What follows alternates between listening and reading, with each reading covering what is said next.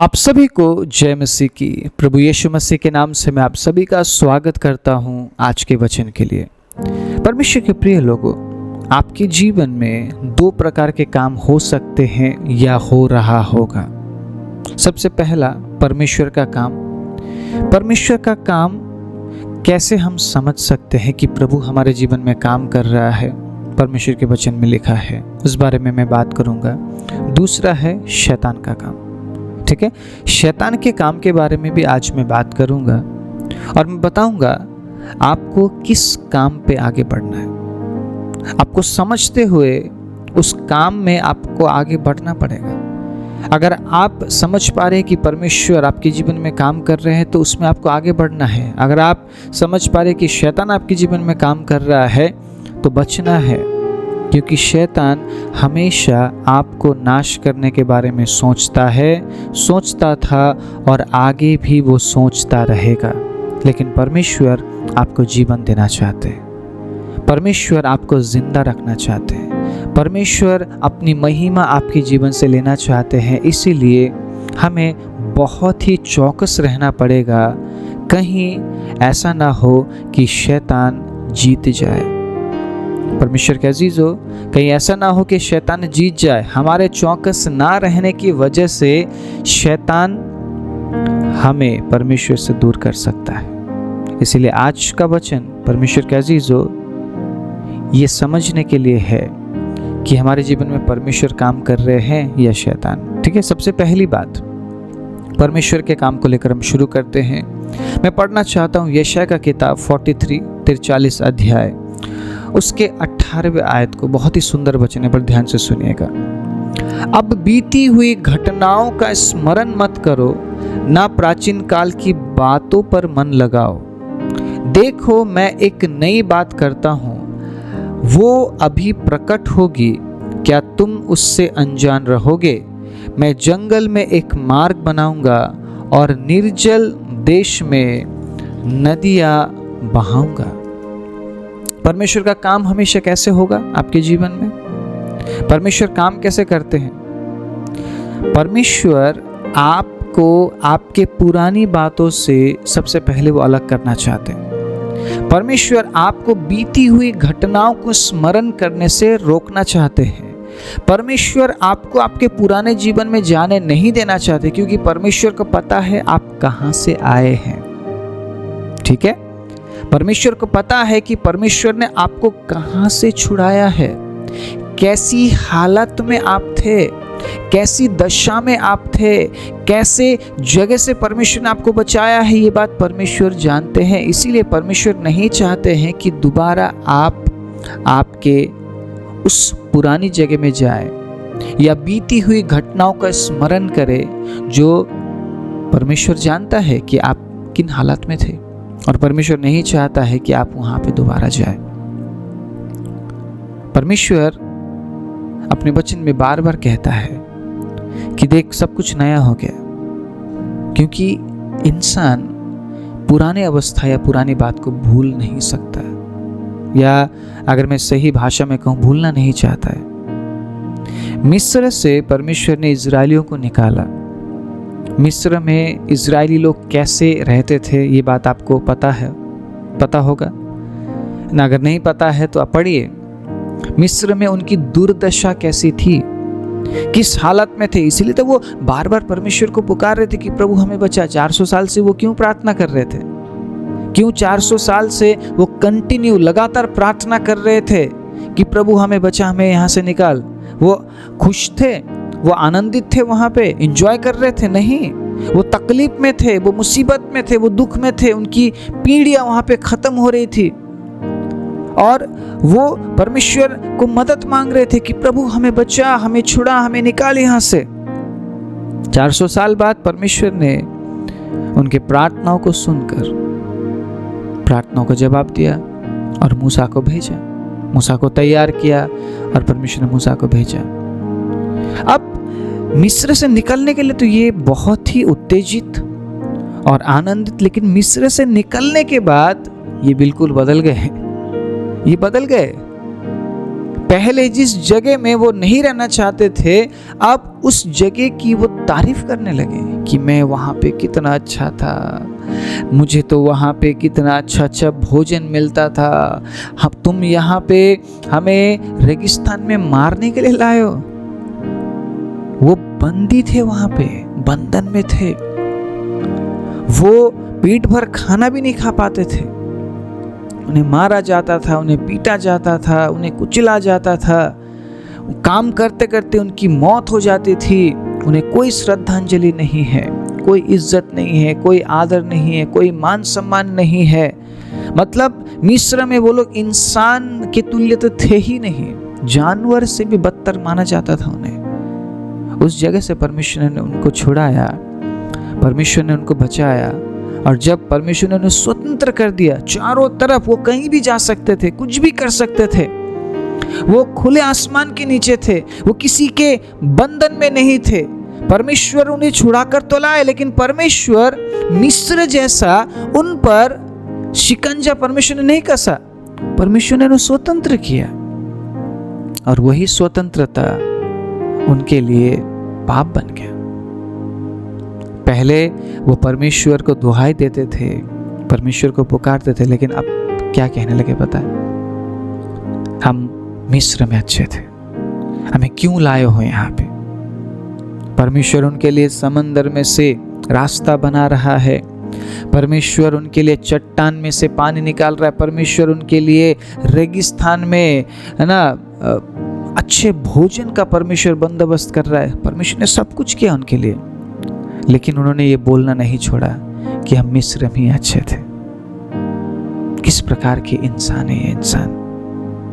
इसलिए प्रभु के वचन में लिखा है ना, परमेश्वर पछताता है इंसान को बनाकर। परमेश्वर ने खुद कहा है, मैं पछताता हूं इंसान को बनाकर। परमेश्वर के अजीजों, अगर हम प्रभु में हैं तो हम प्रभु में इसलिए नहीं है कि हम अपने पुराने जीवन में जिए। बेशक शायद आप दोबारा वहां जा ना रहे हो, लेकिन आप सोच तो रहे हैं, आप अपने पुराने दिन को याद तो कर रहे हैं, आप अपने पुरानी बातों को याद करते हुए आप वहीं पहुंच जाते हैं। आप बेशक अलग जगह होंगे, लेकिन जब आप उन बातों को याद करते हैं, उन बीती हुई घटनाओं को स्मरण करते हैं, आप वहीं पे होते हैं, आप उसी जगह में होते हैं। और ये बात परमेश्वर नहीं चाहता है। क्या ही धन्य है जिसके अपराध क्षमा किए गए और जिसके पाप ढांपे गए हो। धन्य है वो इंसान जिसके अपराध क्षमा किए गए हैं और जिसके पाप ढांपे गए हो और जिसके अधर्म का लेखा यहोवा ना ले। अगर परमेश्वर याद करे कि हम कहाँ से हैं, या परमेश्वर हमारा न्याय करे हमारे पुराने जीवन की वजह से, तो क्या हमें उद्धार मिलेगा? अगर वो हमें क्षमा ना करे तो क्या हमें उद्धार मिलेगा?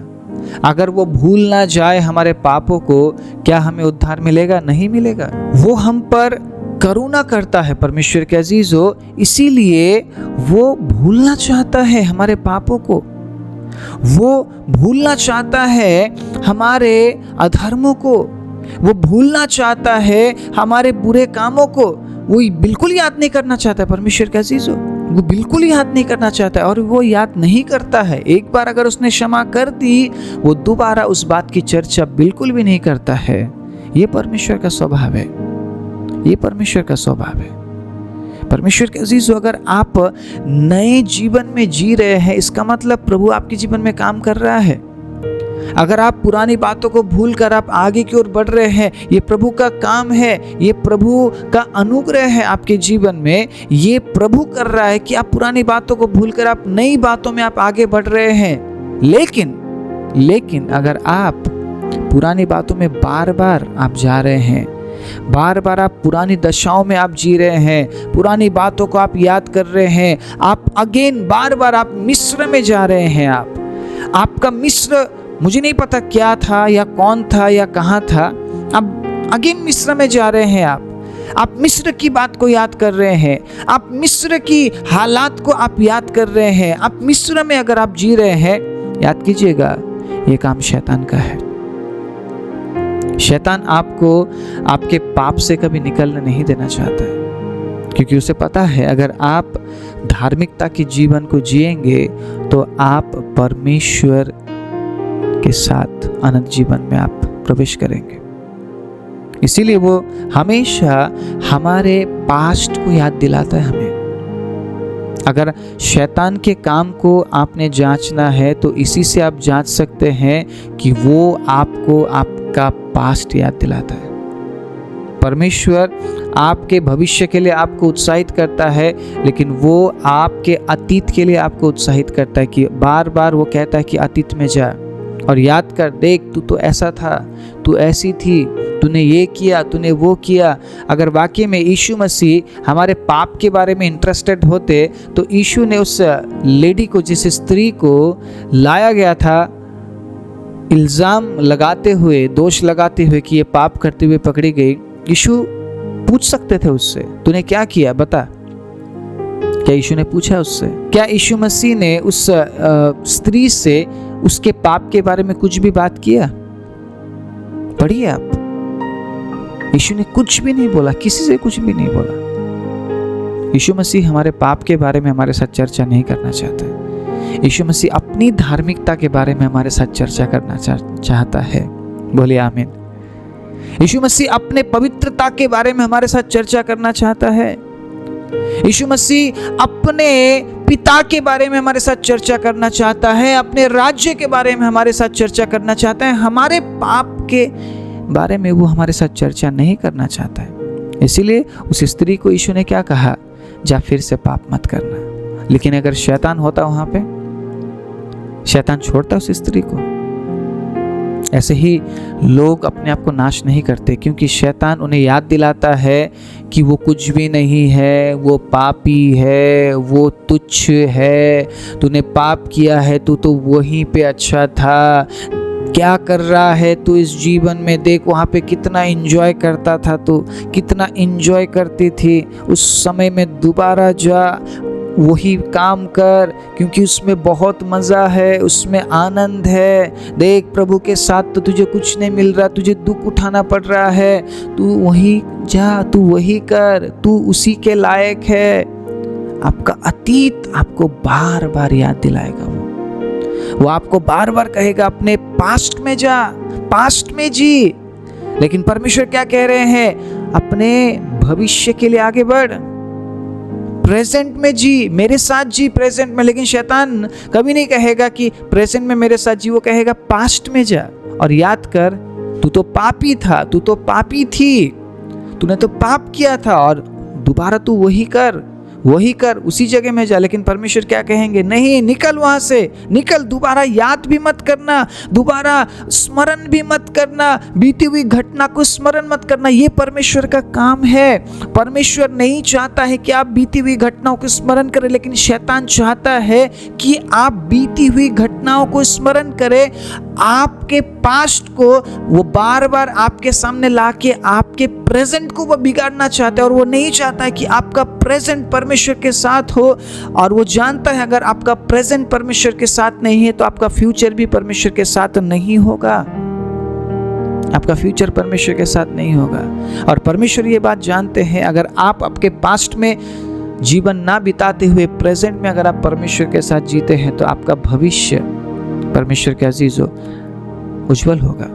इसीलिए यिर्मयाह 29 उसके 11 में लिखा है, जो कल्पनाएं मैं तेरे विषय में करता हूँ उन्हें मैं जानता हूँ, वो हानि की नहीं वरन कुशल की है, और अंत में मैं तेरी इच्छा को मैं पूरा करूँगा। आमीन, प्रेज द लॉर्ड। आपकी इच्छा संसारिक ना हो, आपकी इच्छा आत्मिक हो। मूसा की इच्छा जैसी आपकी इच्छा हो जाए, दाऊद की इच्छा जैसी आपकी इच्छा बन जाए कि प्रभु मैं आपको देखना चाहता हूँ, प्रभु मैं आपके साथ रहना चाहता हूँ। I just wanna be where you are. I just wanna be where you are. आप जहाँ है प्रभु मैं आपके साथ वहाँ आना चाहता हूँ। आपकी इच्छा पतरस जैसी हो कि प्रभु मैं आपके साथ पानी पे चलना चाहता हूँ। पतरस हमेशा एक्साइटेड रहता था यीशु के साथ, प्रभु मैं आपके साथ मरूंगा, प्रभु मैं आपके साथ जीऊंगा, प्रभु मुझे आपसे अलग मत कीजिए, मुझे खुद से अलग मत कीजिए पिता। परमेश्वर का अजीजों, अगर आपकी इस प्रकार की इच्छा है, परमेश्वर का वचन कह रहा है कि वो आपकी इच्छा को पूरा करेगा, वो आपकी इच्छा को पूरा करेगा। लेकिन क्या आप वर्तमान में प्रभु के साथ जी रहे हैं या आप वर्तमान में अतीत में शैतान के साथ जी रहे हैं? आप ये हमें समझना बहुत जरूरी है। चौकस रहो, क्यों बोला गया है चौकस रहो? चौकस रहने का मतलब क्या है कि हमारे जीवन में जो हो रही है बात, उसको हम समझे, क्या हो रहा है मेरे साथ, क्या वाकई में मैं नए जीवन में मैं आगे बढ़ रहा या बढ़ रही हूँ, या मैं पुराने जीवन में बार बार मैं जा रहा या जा रही हूँ। मैं पुराने जीवन में तो जी नहीं रही हूँ। बहुत से लोग कहते हैं कि मैं निकल ही नहीं पाती हूँ, मैं निकल ही नहीं पाता हूँ, मेरे पुराने बातों से, मैं पुरानी यादों से मैं निकल नहीं पा रही हूँ, निकल नहीं पा रहा हूँ। इसका मतलब आप परमेश्वर के साथ नहीं जी रहे हैं, आपने नया जीवन प्राप्त नहीं किया है, आप आज भी पुराने जीवन में है। क्योंकि परमेश्वर ने अपने वचन से आपसे कहा है कि पुरानी बातों पे स्मरण मत कर, उन घटनाओं पे स्मरण मत कर, पुराने जीवन में मत जा। देख, मैं सब कुछ नया कर रहा हूँ। और उसी नए बात को पौलुस ने दर्शाया है कुरिन्थियों की किताब में। पुरानी बातें बीत चुकी, देखो सब कुछ नया हो गया है। 2 कुरिन्थियों 5:17 में सब कुछ नया हो गया है। तो नए बन जाओ। ये नयापन क्या है? ताकि आप नए चाल में आगे बढ़े, इसीलिए नयापन है। अगर आप पुरानी बातों में पड़े रहे तो आप नए कभी बन ही नहीं पाएंगे, आप नया काम कर ही नहीं पाएंगे, आप नया सोच आप ला ही नहीं पाएंगे आपके जीवन में। इसीलिए तो शैतान चाहता है कि आप पुरानी बातों में पड़े रहे, ताकि वो जो नया काम प्रभु करना चाहता है वो आपके जीवन में ना हो। आप सोचते होंगे मैं तो जा तो नहीं रहा ना, मैं जा तो नहीं रही ना वहां पे, बस सोच रही हूँ, बस सोच रहा हूँ। सोचने का मतलब है, स्मरण करने का मतलब है आप वहीं पे हैं, आप आपके मिस्र में हैं। आप आपके मिस्र से बाहर नहीं आ पाए हैं। इजरायली लोग जा थोड़ी ना रहे थे मिस्र में, लेकिन वो मिस्र में ही थे। वो बार बार सोच रहे थे, विचार कर रहे थे, उनका ख्याल मिस्र का था, उनकी इच्छाएं मिस्र की थी। इसीलिए वो उस वाचा के देश में प्रवेश नहीं कर पाए। परमेश्वर के अजीजों, हमारे लिए अब वाचा का देश है सिय्योन देश। अगर उस वाचा के देश में प्रवेश करना है तो मिस्र को छोड़ना पड़ेगा और दोबारा मिस्र की बात भी नहीं करना है, क्योंकि परमेश्वर मिस्र की बात को दोबारा हमारे मुंह से नहीं सुनना चाहता है। जो लोग आज्ञाकारी है, जो लोग परमेश्वर के वचन के प्रति विश्वास योग्य है, वो दोबारा मिस्र को याद नहीं करेंगे। इसीलिए इजराइलियों के बारे में लिखा है बाइबल में। क्यों लिखा है? क्यों परमेश्वर चाहता कि हम पढ़े? ताकि हम दोबारा उनकी तरह ना करें, मिस्र को याद ना करें, मिस्र में ना जिए, मिस्र के ख्याल में ना जिए, अपने पुराने जीवन को हम याद ना करें, पुराने पापों को हम याद ना करें, पुराने हालात को हम याद ना करें। आप अगर समझ रहे हैं आज के वचन को, परमेश्वर के अजीजों, परमेश्वर और शैतान के काम के बीच में अगर आप अंतर समझ पा रहे हैं तो आज के बाद आप परमेश्वर के साथ प्रभु के काम के अनुसार आगे बढ़ेंगे। बीती हुई घटनाओं को स्मरण ना करते हुए, बल्कि आने वाली बातों पर मन लगाते हुए जो परमेश्वर आपके जीवन में करने जा रहे हैं, वर्तमान में उसके साथ जी लीजिए, भविष्य उसके हाथ में समर्पण कीजिए। क्योंकि परमेश्वर आपके लिए प्लान बनाते हैं, योजना बनाते हैं, और वो योजना आपके हानि के लिए नहीं वरन कुशल के लिए है। वो आपको जरूर आशीष देंगे। आइए अपने आंखों को बंद करें।